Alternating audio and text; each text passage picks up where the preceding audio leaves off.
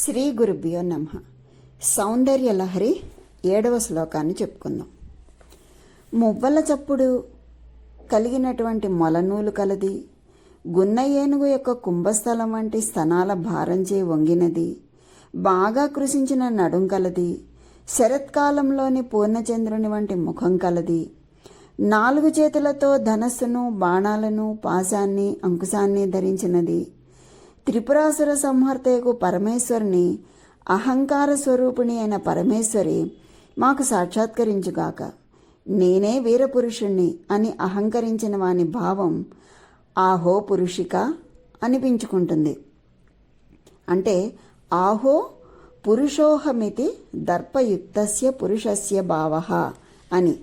అంటే కొణెక్కాంచీదామ కరికలభకుంభస్తననత పరీక్షీణా మధ్యే పరిణత శరశ్చంద్రవదన ధనుర్బాణాన్ పాశం శృణిమపి దదానా కరతలైః పురస్తాదాస్తాంనః పురమధితురాహో పురుషిక అంటున్నారు. అంటే ఇందులో అమ్మవారి యొక్క స్వరూపాన్ని వర్ణిస్తున్నారు. ఇదే మనకి లలితా సహస్రంలో రణత్కింకిణి మేఖల అనే నామంతో వసిన్యాది వాగ్దేవతలు వర్ణించారు. ఇక్కడ శంకరాచార్యుల వారు ఏమని వర్ణిస్తున్నారు? కొణక్కాంచీదామ మోగుతున్న మణుల మొలనూలు కలదియు, కరికలభ కుంభస్తననత ఏనుగు గున్న కుంభములతో సాటి వచ్చే స్తనములచే ఇంచుక వంగినది, అంటే కొంచెం వంగినదని అర్థం. మధ్యే అంటే నడుమునందు, పరీక్షీణ కృషించినది, తను మధ్య సన్నని నడుము కలది అని అర్థం.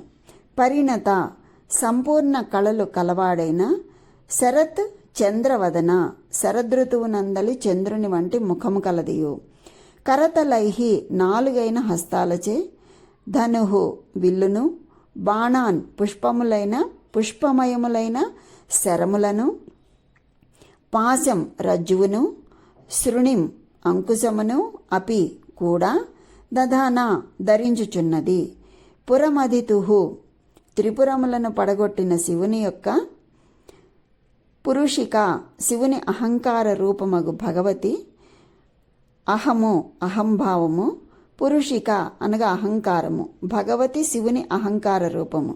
అంటే అహంకార రూపం అంటే ఇక్కడ శౌర్య రూపము అని.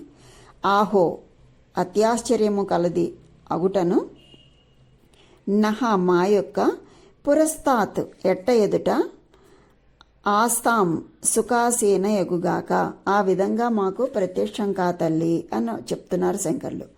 ధ్వనించుచున్న మణుల మొలనూలు కలదియు, గున్న ఏనుగు కుంభములతో సాటి వచ్చు పాలిండ్లతో ఇంచుక ముందుకు వంగినదియు, సన్నని నడుము కలదియు, శరదృతువునందు నిండు జాబిల్లి వంటి నెమ్మొగము కలదియు, చెరుకు విల్లు, పూటమ్ములు అంటే పువ్వుల యొక్క అమ్ములు అంటే పువ్వుల బాణాలు, పాశము అంకుశము అను 4 తన 4 చేతులతో ధరించినదియు, త్రిపురములను హతమార్చిన శివుని అహంకార స్వరూపం అయిన భగవతి, అహంకార స్వరూపం అంటే శౌర్య స్వరూపము అయినటువంటి భగవతి మా ఎట్ట ఎదుట సుఖాసీని ప్రత్యక్షమగుగాక అని చెప్పి ఇందులో ఈ శ్లోకంలో తెలియజేస్తున్నారు. అమ్మా, నీ అపురూపమైన రూప సౌందర్యంతో ఒక్కసారి ప్రత్యక్షం కా తల్లి, చూచి తరిస్తాము. కన్నులు మిరుమిట్లు గొలిపే చిన్ని మణిమంజరుల కాంచీదామం మెరుస్తూ ఉండగా, కుంభస్థనాల భారం వల్ల కొంచెం ముందుకు వంగినటువంటి, సన్నని నడుము కలిగినటువంటి, పూర్ణచంద్ర బింబం వంటి వదనం కలిగినటువంటి రూపంతో ప్రత్యక్షం కా తల్లి, చెరుకు విల్లు, పూల బాణాలు, పాశం అంకుశం నీ 4 కర కమలాలలో ప్రకాశిస్తూ ఉండగా, త్రిపురాసుర సంహారకుడగు పరమశివునికి అహంకార ఆమోదాలు కూర్చిన రూప సంపదతో ఒక్కసారి నాకు సాక్షాత్కరించు తల్లి అని చెప్పి ఇందులో ప్రార్థిస్తున్నారు శంకర్లు. ఇది కాంచీ క్షేత్రంలో కామాక్షి రూపవర్ణన. ఈ శ్లోకము ధ్యాన ప్రక్రియ ఎలా ఉంటుందంటే స్థూల రూప ధ్యానం అంట. తత్వజ్ఞానముతో ధ్యానం చేయాలి ఈ శ్లోకాన్ని. కొణత్ అంటే ధ్వని చేయుచున్న, అంటే మువ్వలు ఎలా ధ్వని చేస్తాయి అలాగా. కాంచి కంచిలో దామ అంటే దారము, మొలనూలు. ఇంకా మనకి దామోదరుడు అంటారు కదా, దామ అంటే మొలనూలు, ఉదరుడు అంటే దారము ఉదరానికి కట్టబడినవాడు దామోదరుడు. మనకి యశోదా కథలో రోటికి కట్టేస్తుంది కదా, అప్పుడే కదా దామోదరుడు అన్న పేరు వచ్చింది ఆయనకి, శ్రీకృష్ణునికి. అందుకని దామ అంటే దారము లేకపోతే మొలనూలు. కరికలభ ఏనుగు యొక్క కుంభస్థలము అంటే స్తననత స్తనములు కలిగిన, పరిక్షీణ బాగా క్షీణించినట్లు ఉన్న, మధ్య భాగము అంటే నడుము, పరిణత శరశ్చంద్రవదన పండిన శరత్కాల చంద్రుని వంటి ముఖము కలిగిన, నిండు పూర్ణిమ నాటి అని. ధనుర్బాణ అంటే ధనస్సు బాణము, పాశము శృణి అంకుశం, అపి ధరించిన, దధానా కరతలైహి అటువంటి చేతులు, పురస్తా దాస్తాం నహ మా ముందు ఉండుగాక, పురమధితు పురము మధ్యమున, రాహో పురుషిక పరమశివుని అహం యొక్క స్వరూపము ఆకారము, ఆ ఆకారం మా ఎదుట ప్రత్యక్షం కావాలి, అలా మాకు దర్శనమయ్యి అని ప్రార్థిస్తున్నారు. కూర్చుని ఉన్నప్పుడు కూడా ధ్వని చేయుచున్న గంటల మొలనూలు గురించి, గున్న ఏనుగు యొక్క కుంభస్థలము అంటే వక్షస్థలముతో బాగా క్షీణించిన అనగా సన్నగా ఉన్న మధ్య భాగము అంటే నడుముతో, బాగా పండిన అనగా పూర్ణిమ నాటి చంద్రుని వల్లే ప్రకాశించు వదనముతో, ధనస్సు బాణము పాశము అంకుశం ధరించినటువంటి చేతులతో, పరమశివుని యొక్క పురుషాకార క్రియ అహంకార రూపిణి అయిన అమ్మ మా ముందు నిలుచుగాక, మా ఇంటి యందు నడయాడుగాక. మోగుతున్న మలనూలు అనిన అమ్మ రూపమే కాక సర్వాభరణములు కూడా మంత్రరూపములన్నమాట.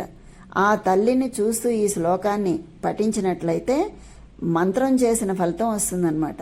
అమ్మ రూపమే కాకుండా సర్వాభరణములు మంత్రరూపములు, సంపూర్ణ చైతన్య స్వరూపం, ధ్యానములో ఆజ్ఞాచక్రము దాటిన సూక్ష్మ మంత్రరూపం మొలనూలు నుండి ఆరంభమవుతుంది. ఏనుగు కుంభస్థలము అంటే వక్షస్థలము అంటే గణపతికి మరియు ప్రపంచానికి మాతృమూర్తి అని. శంకరాచార్యులు ఇందులో సమయాతత్వం పాటించి శివుడు పురా అను రాక్షస సంహారం చేసినది శివుని ఏకహ అహం అంటే నేను, బహుస్త్వ అయిన ప్రపంచ జననము అమ్మ ఇచ్చిన ఇచ్ఛా జ్ఞాన క్రియ ఆకారంను చెప్పకనే చెప్తున్నారన్నమాట. శరత్కాల పూర్ణచంద్రుడు వదనము పూర్ణత్వం, ప్రసన్నత, ఆహ్లాదమైన వర్చస్సును సూచిస్తుంది. ఐదు అవేంటి మనకి? శబ్ద స్పర్శ రస రూప గంధములు. ఈ 5 ప్రపంచంతో మనస్సుతో బంధం ఉంటుంది. శంకరులు అమ్మ 4 చేతుల్లో ఉన్నవి బంగారు వర్ణంతో ప్రకాశించుచున్నవి అని చెప్పి వర్ణిస్తూ ఉన్నారన్నమాట ఇందులో. అయితే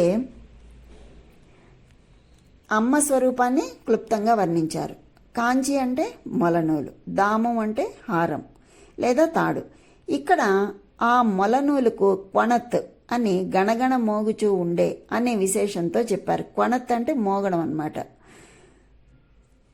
కాబట్టి అమ్మ చిరుగంటలు అంటే బంగారు చిరుగంటలు లేదా మువ్వలు కూర్చున్న మొలనూలు అని ధరించి ఉంది అని చెప్పి ఇక్కడ దీని అర్థం.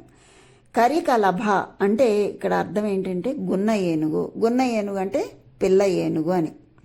నిజానికి కలభం అంటే గున్న ఏనుగు అని ప్రసిద్ధి.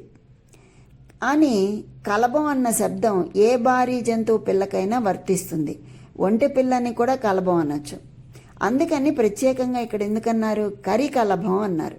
కరికలభం అంటే గున్న ఏనుగు అని. కుంభ శబ్దం చేత ఏనుగు కుంభస్థలాన్ని తెలియచేస్తున్నారు. కరికలభ కుంభం అంటే గున్న ఏనుగు యొక్క కుంభస్థలం అని. ఇక్కడ అమ్మవారి స్తనమండలం కరికలభ కుంభాల వలె ఉందని చెప్తున్నారు. స్తనభర అనటం చేత ఆ ఏనుగుల కుంభస్థలాల వంటి స్తనముల భారము కలది అని చెప్పడం. పరిక్షీణము అంటే చిక్కి ఉన్నది అని అర్థం. మధ్య పరిక్షీణ మధ్య కదా. మధ్య అన్న శబ్దం యొక్క అర్థం ఏంటి? శరీరం యొక్క మధ్య భాగం అంటే నడుము అన్నమాట. పరిక్షీణ మధ్యే అంటే చిక్కిన నడుము కలది అమ్మ అని చెప్తున్నారు. నడుము సన్నగా ఉంటే ఎక్కువ సంతానం కలిగి ఉన్నది అని అర్థం అన్నమాట. ఆ తల్లికి ప్రపంచం అంతా సంతానమే కదా. అందుకని ఆ విధంగా వర్ణించారు. పరిణతం అంటే నిండైన, శరశ్చంద్ర వదన శరత్కాలపు చంద్రబింబం అంటే ముఖం కలది అమ్మ అని చెప్తున్నారు. అంటే శరత్ పూర్ణిమ నాటి చంద్రబింబంలా మిక్కిలి ఆహ్లాదకరమైన ప్రకాశం కలది అమ్మ ముఖబింబం అని చెప్తున్నారు. శృణి అంటే అంకుశం. అమ్మకు 4 చేతులు, వాటిలో ధనస్సు, బాణాలు, పాశం, అంకుశం ధరించి ఉంటుంది. ఇది అమ్మ స్వరూపం. అహో పురుషిక అంటే అహంకార స్వరూపిణి అని అర్థం. అంటే మన అహంకారాల వంటి, అహంకారం అని కాదు, పురమధితుడు అంటే త్రిపురాలను మధించి ధ్వంసం చేసిన త్రిపురహరుడైన పరమశివుని యొక్క అహమికయే తానైనది అమ్మ అని స్పష్టం చేస్తున్నారు. అటువంటి భగవతి అమ్మను ఉద్దేశించి శంకరులు నహ పురస్తాత్ అస్తాం అని కోరుతున్నారు. నహ అంటే మాకు, పురస్తాత్ అంటే ఎదురుగా వచ్చి, అస్తాం అంటే సుఖాసీన అగుగాక అని ప్రార్థిస్తున్నారు. పురుషుల కంటే స్త్రీల కటిబల్యం విశాలంగా ఉంటుంది. ఎందుకంటే వారు లోకానికి తరువాతి తరాలను అందించవలసి ఉంటుంది కాబట్టి. ప్రకృతి వారి శరీర నిర్మాణంలో అటువంటి సౌకర్యాన్ని అందించింది. అలాగే మనుషులకు ఉరప్పంజర కింది భాగం కొంచెం సన్నగానే ఉంటుంది, స్థూలకాయలకు తప్ప. అందుచేత ముఖ్యంగా స్త్రీల నడుము భాగం సన్నగా ఉంటుంది. అందుచేత ఇక్కడ అమ్మ నడుము సన్నగా ఉందనడంలో భావం ఆమె జగన్మాత అన్న సంగతిని స్మరించుకోవటమే. అలాగే స్త్రీలకు అక్షోజాలు సహజ సౌందర్యంలో భాగాలు అన్నది నిర్వివాదమైన విషయమే. అయినా అవి ప్రాథమికంగా స్త్రీల మాతృత్వానికి చిహ్నాలు.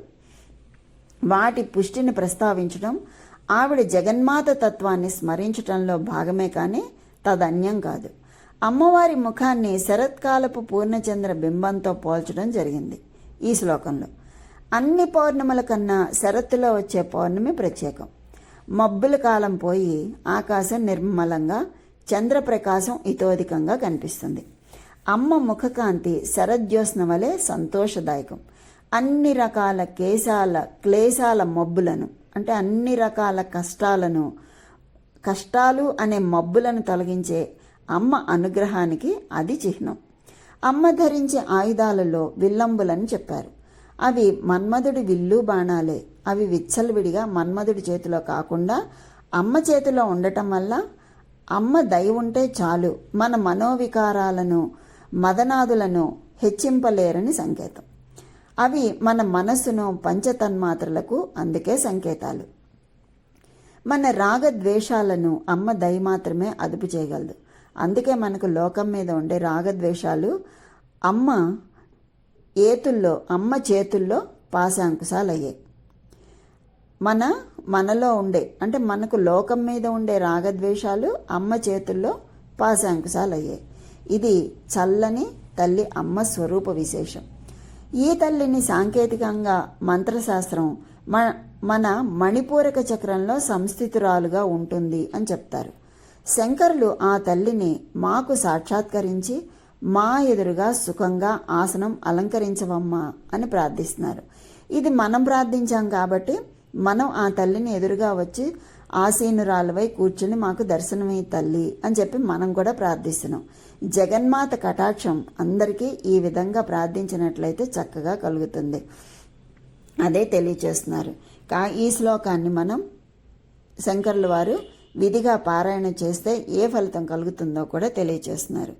ఇది 45 రోజులు దీన్ని 1000 మార్లు, రోజుకి 1000 సార్లు దీన్ని పారాయణం చేస్తే అహితుల దుశ్చేష్టల నుండి కాపాడుతుంది. అంటే ఫలము శత్రుజయం అన్నమాట. శత్రువులను మనం జయించగలుగుతాం. దీనికి నివేదన క్షీరపాయసం అని చెప్పి తెలియచేశారు. అంతేకాదు ఈ శ్లోకాన్ని అంటే కొణ కాంచీదామ అనే శ్లోకాన్ని రోజు భక్తి శ్రద్ధలతో పునశ్చరణ చేయగలిగితే శత్రుజయం లభిస్తుందని దేవి ఉపాసకులు సాధనలో తెలియచేశారు. శత్రువులంటే ఎవరో కాదు, మనలో ఉన్న కామ, క్రోధ, లోభ, మోహ, మదం, ఆశ్చర్యాలు అనే 6 అరిషడ్వర్గాలు. వీటినే మనలోని సర్వ చెడు భావనలకు, చెడు కర్మలకు మూలమైన ఈ 6 శత్రువులను ఒక్కొక్కటిగా అమ్మవారి స్తోత్రం, పూజ, నామజపం ఈ శ్లోక పునశ్చరణలతో చేయగలిగితే మనం వాటన్నిటిని జయించినట్టే. ఇక ప్రపంచంలో శత్రువులు అనేవారు మనకు ఉండరు అని దీని భావం. అంతఃశత్రువులతో పాటు మనం మంచిగా ఉన్నా అనవసరంగా మనల్ని బాధిస్తున్న సమాజంలోని కొందరు దుష్టుల దుష్ట ప్రవర్తన, బాధిస్తున్న సమస్యలు ఈ శ్లోక పునశ్చరణతో నాశనమైపోతాయి. అమ్మవారి దయ కలగాలే కానీ ఏది అసాధ్యం? ఏదీ కాదు అసాధ్యం. కనుక ఈ విధంగా ఆ తల్లిని సాక్షాత్కరింప చేసుకుని మనం ఈ శ్లోకాన్ని పఠించగలిగినట్లయితే ఆ తల్లి దయ వల్ల మనకి శత్రుజయము కలుగుతుంది. కనుక ఆ తల్లి యొక్క అనుగ్రహం అందరికీ కలగాలని కోరుకుంటూ స్వస్తి.